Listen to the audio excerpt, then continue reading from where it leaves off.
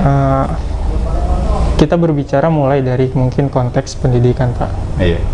Kalau kita berbicara secara umum, menurut pandangan Bapak, pendidikan itu seperti apa ya, Pak ya? Iya.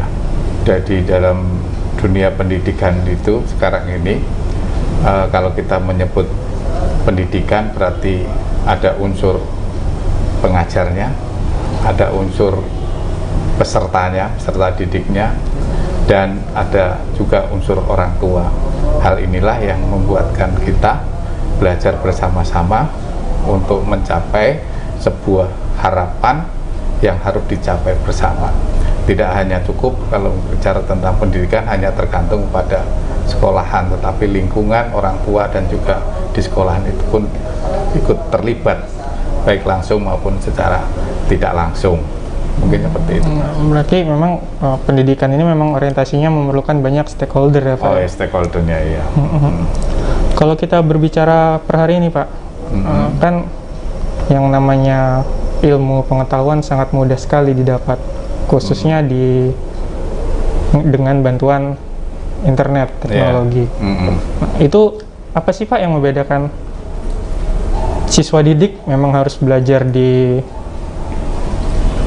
fase lembaga pendidikan dan sekolah, atau mungkin di rumah, mungkin hanya dengan lihat TV atau lihat apa gitu, Pak? Iya, jadi dari wabah COVID pandemi 19 ini memberikan nuansa yang baru kepada kami sebagai seorang pendidik.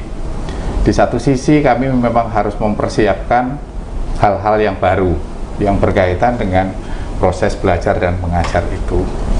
Nah, di samping itu juga bahwa untuk mendapatkan sebuah ilmu tidak harus memang belajar secara tatap muka. Jadi menggunakan daring pun atau luring pun sekarang bisa mendapatkan, dengan catatan anak itu memang benar-benar mengikuti apa yang di literasi maupun di normatiknya yang diterapkan secara benar. Nah, disitulah peran orang tua pun ikut terlibat, ya, ikut terlibat. Jadi sementara ini mungkin orang tua yang selama ini mengatakan bahwa anakku mau menimba ilmu di sekolahan, nah, dan harus datang ke sekolahan. Di masa pandemi ini itu membuktikan bahwa ada beberapa metode daring yang bisa diterapkan dalam memberikan materi, sehingga outputnya pun yang diperoleh anak tidak berbeda jauh, kayak gitu aja. Iya. Di Indonesia nih, Pak,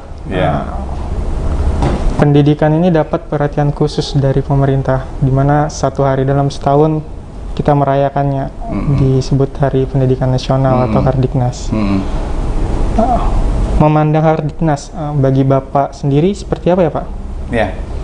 Kalau kita mau bicara tentang Hardiknas, tentunya kita tidak terlupakan dengan pendidikan Ki Hajar Dewantara itu ya.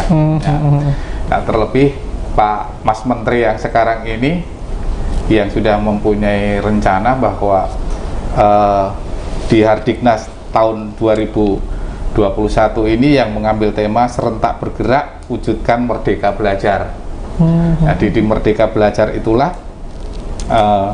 konsep-konsep yang seperti ini yang akan membawakan anak untuk, dan pemerintah sekarang ini yang menerapkan AKM, asesmen kompetensi minimal itu.